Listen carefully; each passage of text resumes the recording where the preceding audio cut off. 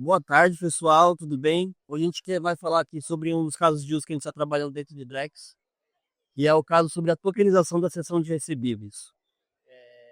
É um case que é um dos que o Banco Central está considerando até um dos que tem mais chances de emplacar em produção, e ele tem como objetivo trazer mais liquidez para o mercado, diminuir as taxas que os lojistas, as pessoas que usam recebíveis de cartão pago. E aqui a gente tem um plus, né, para os bancos, que seria a parte de poder aumentar a carteira de clientes PJ. A gente vai falar um pouco mais sobre como a gente vai chegar nesse resultado. Então aqui, né, função de recebíveis de cartão, injetando liquidez no mercado e funcionando a carteira de clientes do banco com recebíveis e depósitos tokenizados. Bom, a gente tem algumas dores aqui que a gente resolve com esse case, né? Hoje a liquidez para pequeno negócio e para o médio negócio ela é alta. Esses caras costumam pagar entre 3 a 4% ao mês para fazer antecipação de compras, né?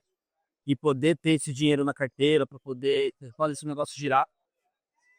A gente tem também um outro ponto que é a consulta onerosa para você fazer a antecipação do seu recebível com outros negócios, com outros bancos, que não a adquirente que você está operando.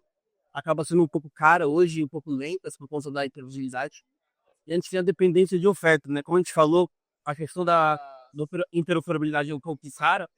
Então a maioria dos negócios acaba antecipando com o adquirente que eles operaram. Então, se você usar a maquininha da Stone, a maquininha da Cielo, você acaba antecipando esse valor direto com eles e acaba caindo aqui na taxa de valor de 3 a 4% ao mês. Isso. E nosso projeto. E aqui a gente tem um gap de mercado, né? Onde a gente pode operar em cima de algumas oportunidades. Em 2024, a BEDS reportou um total de 4,1 trilhões de recebíveis de cartão, seja de cartão de crédito, de cartão de débito, de cartão pré-pago. Isso dá para a gente mais ou menos uma média de 350 bilhões de valores a serem tokenizados por mês. E as SMEs pagam até 60% ao ano de juros implícitos, contando IOF, considerando que eles pagam de 3 a 4% ao mês. Se a gente levar isso, né, para 12 parcelas, o valor vai sendo replicado para as próximas parcelas. Então esse valor pode ser muito reduzido se a gente conseguir chegar com esse case para o mercado. Aí eu falando um pouco sobre o case, né? Ele entra no começo do processo, onde hoje a gente tem um registro, todos os recebíveis são obrigatórios de serem registrados, né, nas registradoras, e hoje a nossa ideia é trazer esse registro para o ambiente tokenizado dentro do ambiente Drex, onde você, usuário, né, dono do recebível, vai ter a oportunidade de escolher se você quer fazer o registro normal ou se você quer fazer registro tokenizado para poder usar da infraestrutura que a gente está trazendo para dentro.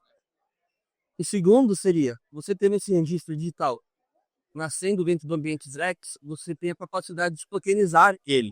Então, um recebível que você tem ali de 10 mil reais, você conseguiria receber 10 mil moedas, sem ter a necessidade de fazer antecipação. Essas moedas, elas já valem como um dinheiro na mão, assim, a gente pode chamar. E com esse dinheiro você tem praticamente uma liquidação automática, né? Você não precisa antecipar o dinheiro, mas hoje, como a relação do lojista com o fornecedor, ela é um pouco diferente, né? Então, na maioria das vezes, o fornecedor acaba emitindo uma duplicata, passa, né, para o lojista, onde ele tem a oportunidade de pagar ou não. E aí, para o lojista, ele tem o risco de não receber no final. Com esse token que a gente está criando aqui, o token ele é garantido de recebida. Ele tem um risco baixo de até mais ou menos assim, 1 ou 2% de não receber por conta de chargeback que esse cartão a transação pode receber. E dessa forma, é mais interessante para o fornecedor receber o token, que é garantia de recebível, do que emitir uma duplicata para o lojista, pode ter o risco de não ser pago no final. Então aqui só para dar um overview do uso do contexto, uma credenciadora, né, Cielo, Stone, Interpag, vai fazer o registro. Daqui vai nascer o registro tokenizado, que seria o E, onde qualquer agente de mercado habilitado a operar poderia fazer consultas. A gente teria um agente de tokenização pegando essa UR, fracionando ela para você. Então, no momento que ele tokeniza, ele passa a UR para a carteira dele e ele te devolve o RT, que seriam as moedas que podem transacionar no mercado, sendo pagas para o fornecedor ou até para outras operações. Né? Quer acrescentar alguma coisa? Beleza. Então, aqui falando um pouco como que esse contexto todo pode trazer aumentar a aquisição de conta PJ, né, para quem estiver operando esse produto. Então, hoje, o fornecedor que recebe a OET, ele poderia precisar de uma conta PJ no banco emissor daquele token.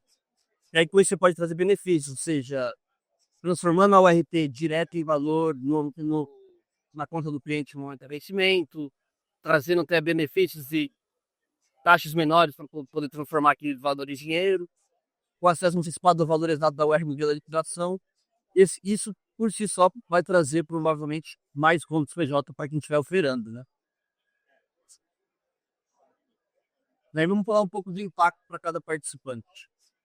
Hoje o lojista, muitos deles acabam fazendo antecipação automática do valor. Ou seja, assim que eles passam ali as compras no final do dia, eles veem os recebíveis que foram registrados e eles fazem antecipações. Como a gente falou lá no começo, essa antecipação para o pequeno e para o médio lojista varia entre 3 a 4% ao mês. Aqui a gente está falando para ele que ele poderia ter o token no momento em D mais 1, com uma taxa um pouco menor. Então, aqui a gente dá um exemplo de 1,5% one shot. Então, em vez dele fazer antecipação ao mês, ele teria uma taxa só de 1% para tokenizar, não seria descontado no momento para eles nenhum valor e ele já receberia os tokens, estaria apto a operar com esses tokens no mercado. Para o fornecedor, por que esse token pode rodar na economia e seria mais atrativo ter ele? Porque se o fornecedor, como a gente falou, ele tem o risco de não receber. No momento da emissão da duplicata, no dia do vencimento da duplicata, pode ser que o lojista pague ou não, dependendo de como foi o giro dele, se ele teve um mês ruim. Então, para o fornecedor, mesmo com a duplicata, ele ainda tem o risco de não receber. Com o token, não. O token ele é a tokenização da sessão. Então, no dia da liquidação da TeloWare, vencimento dela, quem estiver segurando esse token vai receber o proporcional ao valor do token. Então, para o fornecedor é até melhor, porque ele mata o risco dele e ele pode receber o token no momento da compra do lojista, ele não precisa aguardar os 90 dias, 60 dias para receber o valor, e com esse token em mão, ele pode usar para pagar outras dívidas. Então, ele também está recebendo uma liquidez ali no momento que ele recebe esse token. Para os bancos e para instituições de pagamento, você está criando um novo ativo digital que pode, como a gente falou, atrair mais contas PJ, mas também criar novos produtos financeiros em cima disso. Então, aqui alguns exemplos que a gente pode falar é o pool de liquidez para fazer antecipação direta desse valor, sem necessidade de uma estrutura onerosa, cesada. Então você consegue oferecer taxas melhores para fazer antecipação, né? Se o cara precisar realmente ter o dinheiro na mão, ele pode ir lá e antecipar esse token para receber o valor. Sem contar fundos de investimento, onde eles operam custos de liquidez para poder garantir liquidez para o mercado. E para o regulador de uma visibilidade de tempo real e de editoria mais fácil, né? Usando da blockchain como sua estrutura por trás. Aí por que, né? Por que a gente está trazendo esse case agora? A infraestrutura do Drex está andando, né? Está liberando para a gente mais oportunidade de testar.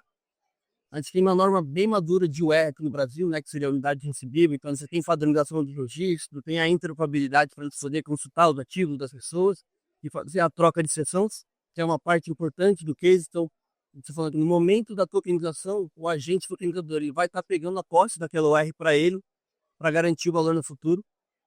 E a gente tem aqui, né, um contexto do Open Finance, do Pix, que traz uma cultura um pouco mais de adoção digital para as pessoas poderem se utilizar desse nosso case. E aqui algumas vantagens que a gente pode trazer, né? Então, pagamentos B2B programável, o lojista envia o e ao fornecedor, Drex converte o dinheiro no vencimento. Então, a gente consegue ter esse token na mão para poder utilizar de forma mais fácil. Liquidez instantânea via pool, que a gente falou, então você não precisa esperar o vencimento da UR para ter o dinheiro na carteira, você pode ir lá antecipar. E vai ser provavelmente mais barato do que antecipado da forma que é antecipada hoje, já que a gente tem uma estrutura onerosa por trás, então vai ser provavelmente mais barato. Crédito colateralizado, então com o registro da aspecto, com o crédito o RT na sua carteira, você vai poder tomar operações de crédito de forma com um crédito mais barato, já que você vai ter um ativo garantido de recebimento no futuro, que pode ser usado como colateral no momento da operação. A gente falou também dos fundos de renda fixa, que podem criar pools de liquidez para poder trazer esse crédito de forma mais barata do Brasil. E a gente tem que ter um plus, né, que seria uma API de recebível as a service para que fintechs possam, né, fazer essa integração e ERPs para plataformas de tesouraria poder utilizar com mais facilidade essas ORPs no dia a dia. E aí aqui falando um pouco sobre o esquema de regulamentação, né? Então a gente já está alinhado com o DCB, a gente já mostrou esse case para eles, eles estão muito interessados no avanço desse case, eles querem ver esse case em produção. A gente tem uma norma, não é um valor imobiliário que eles estão tokenizando, eles não estão tokenizando o recebível, eles estão tokenizando a seção do recebível. Então, ele seria só tokenizar quem vai receber o valor do recebível. O recebível continua existindo da forma que ele existe hoje na registradora, sem ter um impacto na regulamentação. E a gente tem a lei 14.478/22 que fala sobre, né, a regulamentação da tokenização no Brasil. E aqui, né, a gente mostra que a gente pode criar todo um ecossistema novo de parceria. Então, as credenciadoras teriam a função no projeto, né, de registrar o R, que seria o que elas já fazem hoje na registradora, elas poderiam fazer tanto na registradora quanto no DEX, para liberar de recebimento do lojista. Eles têm o ganho de reter mais lojistas, né, que hoje eles acabam escolhendo quem tem a melhor taxa para eles e eles podem monetizar esses dados de alguma forma. Para o banco e para a instituição financeira, eles vão converter o R em URT, que seria fracionar aquele valor para o lojista, ele poder ter essa liquidez em mãos e usar no mercado. E isso cria uma nova linha de negócio, pode atrair novas contas PJs e criar novos produtos onde eles podem operar de diversas formas. Para as fintechs e RPs, a gente está dando a opção de integrar, eles vão ter que integrar, né, o RP em suas soluções de tesouraria, e eles podem oferecer produtos premium ou boutiques em cima desses recebíveis desses tokens recebíveis para os lojistas. E para o regulador, né, fica tudo muito mais fácil de fazer o acompanhamento, a transparência, já que vai estar tudo registrado on-chain, ele vai ter o registro da informação ali real time.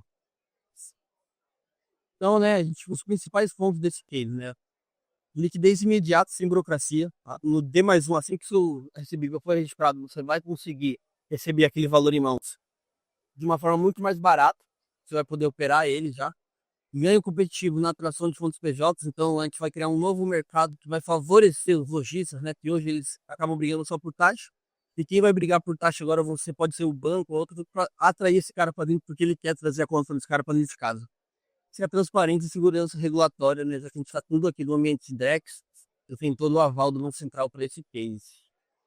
É, é isso por hoje, pessoal. Queria abrir para perguntas aí. Se quer comentar Só alguma coisa? reforça a questão que não depende do Drex, né? Esses são bons pontos. Quer falar? Não, a única coisa que eu ia falar é o seguinte: esse caso de uso que foi apresentado aqui, nós estamos ah, quase finalizando com a fase 2 do Drex agora, dia 30 de junho acaba a fase 2 do Drex. Não sei se vocês viram o anunciamento da fase 3 do Drex, mas esse daqui é algo que poderia ser colocado em produção. Por exemplo, dentro do o Interpay pode se usufruir de todo esse ecossistema aqui que foi explicado aqui pelo Thiago. Então, nós estamos exatamente na fase de desenvolvimento, de arquitetura, de contratos inteligentes e assim por diante. Então, já é factível de se colocar no ar, mesmo antes do Drex, sabe? Mas data para sair o Drex. Então, esse caso de uso aqui, a gente pode trabalhar com o stablecoin, só que a norma está definida, que está tudo. Como o João falou, é bem importante ressaltar esse ponto. O Drag acaba entrando como uma camada de registro e uma camada de liquidez. Mas hoje, como a gente já tem as administradoras oferando no mercado, a gente não precisa do Drex para fazer o registro desse ativo, né? É do interesse do Drex, do Banco Central, né, que a gente faça o registro desse ativo no próprio Drex, para que ele tenha o controle da informação e não tenha mais tanto controle do mercado por parte das registradoras. Mas sem o Drex, ainda a gente consegue operar com as registradoras, porque, como a gente falou, estou aprendendo na sessão e não recebível em si. Uma pergunta? Eu vou encerrar aqui então. Só muito obrigado.